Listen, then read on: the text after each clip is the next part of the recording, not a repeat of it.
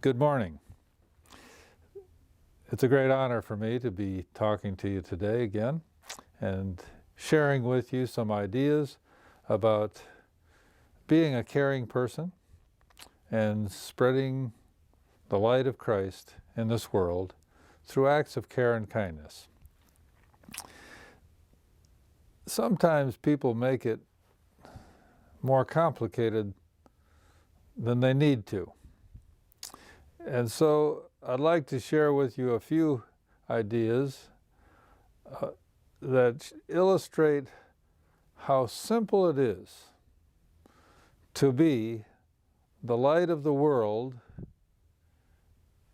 and make the lives of other people brighter in ways that you certainly are capable. Some months ago, I had a meeting in my office and a woman came in and she said she had been early to the meeting and so she had just stayed in her car and read the book that she had with her. Then another car pulled up next to her. She turned and looked and there was a woman in that car alone. And so my friend smiled at her and then went back to reading.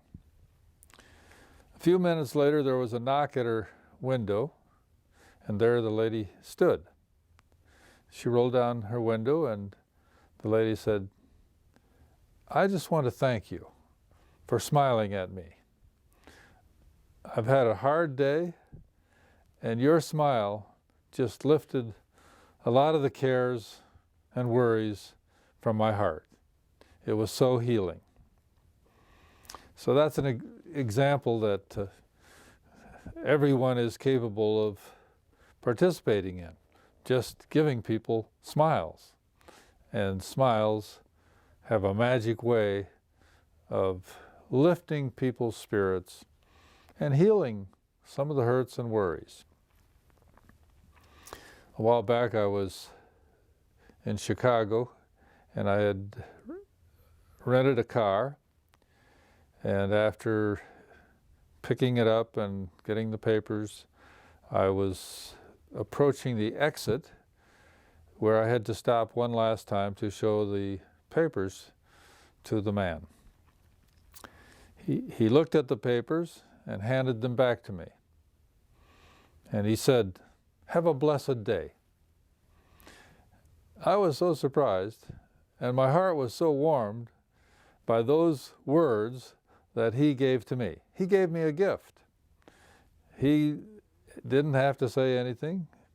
He just was doing his job, but he went above and beyond his normal duties, and from somewhere in his heart or in his training or in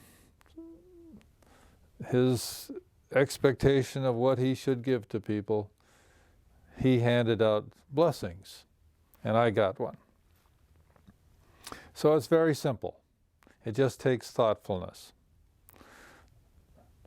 There's a man on the block where I live who leaves the soda pop and water bottles in a sack by the curb every day.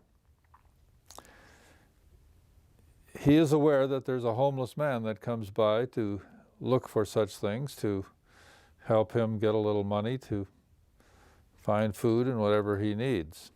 And so that man makes an effort to just leave those empty containers for that needy person. One of the shocking stories I heard a few years ago really helped me wake up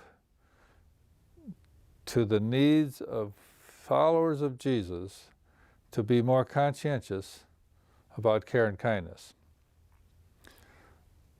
This story was told me by a pastor, and he said that he and his wife have several friends who are single mothers who make a living as waitresses in restaurants.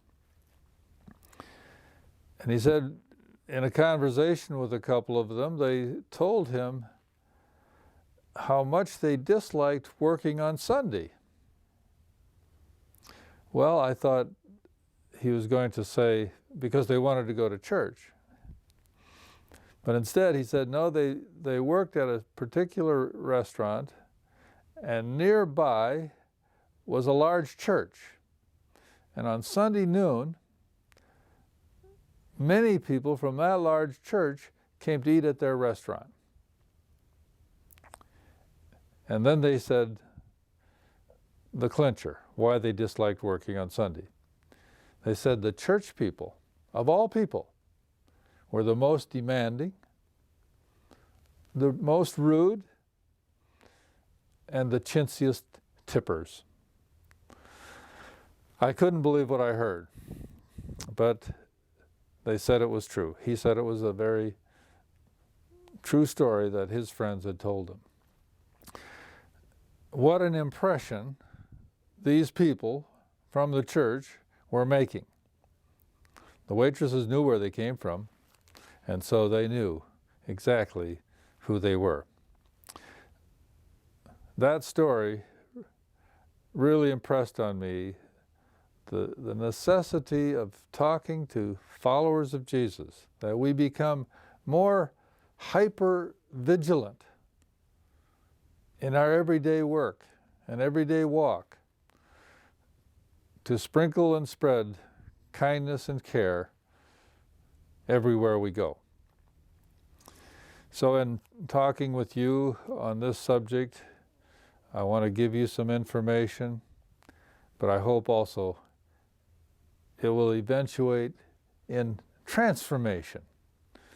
We all need to be transformed, to be sensitive and conscientious and aware of the opportunities we have, small, simple ways to make the world a better place and to show people that God's followers are working hard to make the world a better place and that we care for people. So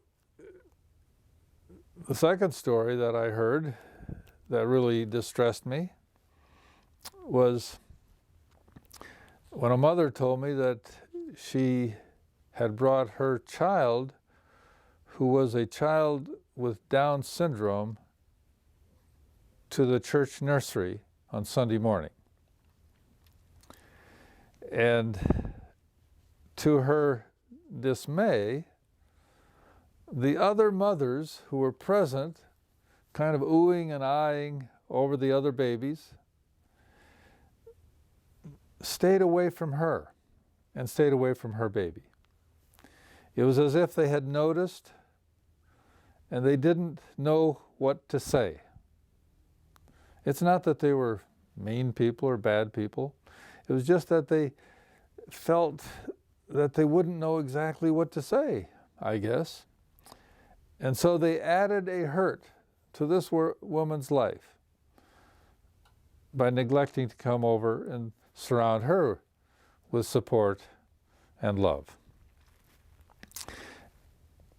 That was the second story that really inspired me to speak to God's people about working harder on care and kindness. One of my friends told me a story about backing out of his driveway, and a new neighbor had been walking by, and he waved to her. Okay? He knew she was from a distant country and did not speak English, but he waved to her. The next day, after he had backed out of the driveway, there she was again on her morning walk, and he waved to her. No response. On the third day, he noticed her sitting at the corner when he drove past, and he waved to her. And then he noticed as he turned the corner and looked in his rearview mirror, she got up and left after he had turned the corner and waved to her. And several times in the coming days, he noticed that same thing. She was waiting for him to wave to her. It was like in her loneliness, that simple act really blessed her soul and broke through her loneliness. Many of you know the name Marilyn Monroe. And she said, she was asked one time, in all those foster homes in which you grew up, did anyone ever show you love? And she said, yes, once. When the foster mother was powdering her nose, she patted me on the nose with her powder puff. She said, that was an act of love, one of the few that I received. So showing love and making this world a better place is really simple. Jesus said, your faith can be like a mustard seed, so things can start so small and grow into something big. So there's so much that we can do, and it doesn't have to be grandiose or fantastic, just simple acts of care and kindness, and they will grow into something very big, brightening the world for Jesus' sake. Thank you.